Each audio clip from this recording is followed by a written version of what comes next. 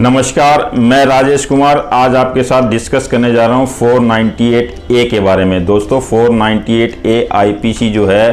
वो कोई भी वाइफ अपने हस्बैंड और उसके रिलेटिव्स के ऊपर में क्रूएलिटी के बेस पे किसी भी अपने नज़दीकी थाने में जाके एफआईआर दर्ज करा सकती है। दोस्तों 498A के तहत केस दर्ज कराने से पहले किसी भी वाइफ को CAW सेल में एक राइटिंग में कंप्लेंट देनी ज़रूरी है और उस कंप्लेंट में उस पूरी घटना का ब्यौरा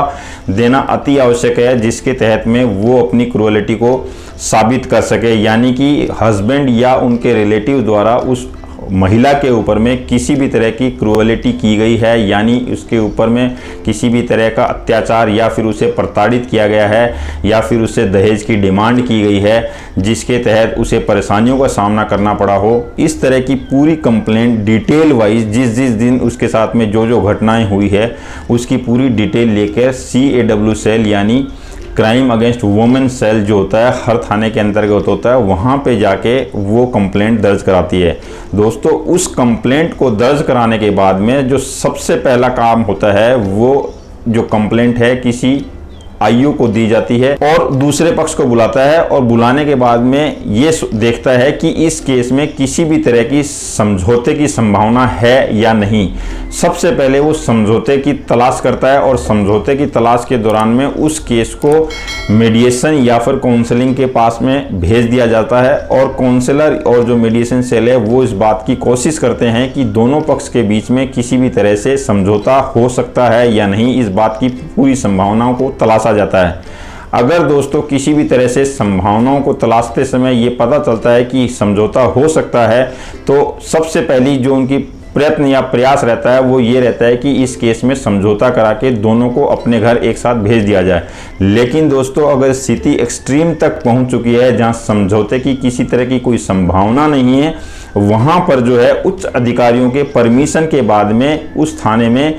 498A के तहत में केस दर्ज कर लिया जाता है हस्बैंड या उनके जो रिलेटिव्स हैं जिनका नाम उस कंप्लेंट में दर्ज किया गया है उनके खिलाफ। दोस्तों यहाँ एक बात मैं बताना चाहूँगा कि 498A का जो केस है उस केस में कई बार ऐसा देखा जाता है कि इस धारा का जो है दुरुपयोग लड़की पक्ष द्वारा किया जाता है और इस चीज़ को मद्देनजर रखते हुए कोर्ट ने जो है इसकी एक गाइडलाइंस तय की गई थी और गाइडलाइंस के दौरान में ये तय किया गया कि किसी भी 498 के केस में इमीडिएट अरेस्ट ना किया जाए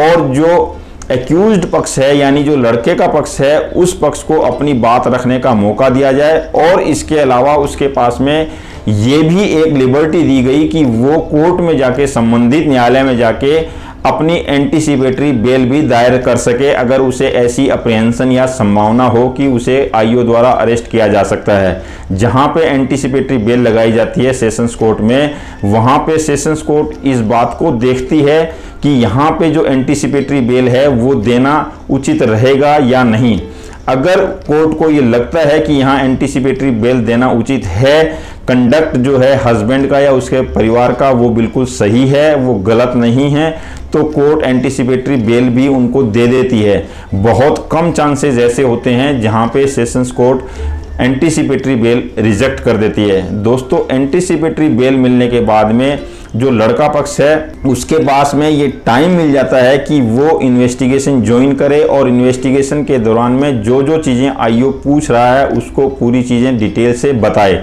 उसके बाद दोस्तों जो आईओ है वो उस केस की पूरी इंक्वायरी स्टेटमेंट्स लेने के बाद में कोर्ट में जो है चार्जशीट दायर कर देता है और चार्जशीट दायर करने के बाद में समन्स जारी होते हैं और समन जारी होने के बाद में कोर्ट में हस्बैंड और उनके जो परिवार के जो लोग हैं जिनके ऊपर एफआईआर दर्ज की गई है उन्हें कोर्ट में हाजिर होकर अपनी जमानत करवानी पड़ती है और जमानत होने के बाद में फिर दोस्तों चार्ज पे आर्गूमेंट किए जाते हैं। चार्ज पे आर्गूमेंट का मतलब ये है कि कोर्ट ने जो आईओ ने चार्जशीट फाइल की है उसमें 498A या 406 अगर लगाई है अमानत में खयानत का केस या 34 आईपीसी लगाई है, तो वो किन किन लोगों पे लगाई है इस चीज की तहकीकात करती है। और उस दौरान में लड़के पक्ष के पास में पूरा अधिकार होता है कि वो चार्ज पे आर्गुमेंट करे कि भाई हमारे ऊपर में ये चार्जेस नहीं बनते। और चार्ज पे आर्गुमेंट करने के बाद में कोर्ट ये देखती है कि किन किन लोगों पे कौन कौन से सेक्शन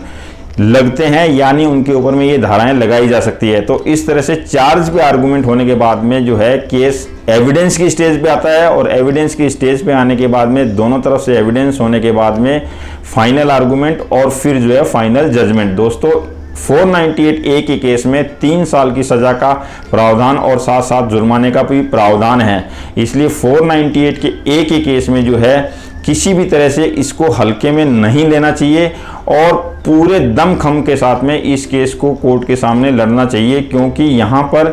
किसी भी तरह की लापरवाही जो है वो नुकसानदेह हो सकती है। 498 का जो केस है, कई बार ऐसा देखा जाता है कि लड़की पक्ष के लोगों ने इसे एक हथियार का रूप बना लिया है, और इसीलिए कोर्टों ने कई जजमेंट्स में ऐसा कहा है कि 498A का जो केस है उसका दुरुपयोग किया जा रहा है या हो रहा है। तो दोस्तों आपको भी इस चीज से पूरी तरह से अलर्ट रहना है कि कहीं आपके साथ में भी ये ऐसा ना हो कि इस केस का दुरुपयोग किया जा रहा हो। आप अपनी तरफ से पूरे एविडेंसेस कलेक्ट करें, और एविडेंस कलेक्ट करने के साथ में अपनी पूरी डिफेंस जो है कोर्ट के सामने रखें, जिससे कि आपको इस केस में रिलीफ मिल सके। दोस्तों इसमें एक बहुत इंपॉर्टेंट बात यह है कि मान लीजिए आपके ऊपर में गलत चार्जेस फ्रेम हो जाते हैं, तो दोस्तों आप जो है उस चार्ज पे डिस्चार्ज के लिए ऊपर की अदालत में उसमें अपील में जा सकते हैं। और इसके अलावा अगर आपको ऐसा लगता है कि आपके ऊपर में जो है गलत चार्जेस लगाए गए हैं और गलत धारा में एफआईआर दर्ज की गई है, तो दोस्तों आपके पास में एक रेमेडी ये भी है कि सेक्शन 482 CRPC के तहत आप सीधे हाई कोर्ट को अप्रोच कर सकते हैं। और ऑनरेबल हाई कोर्ट अगर ये देखती है कि आईओ ने इस धारा का गलत दुरुपयोग किया है, यानी गलत चार्जेस लगाए हैं, तो दोस्तों ऑनरेबल हाई कोर्ट के पास में इनहेरेंट पावर है कि वो आपके चार्जेस को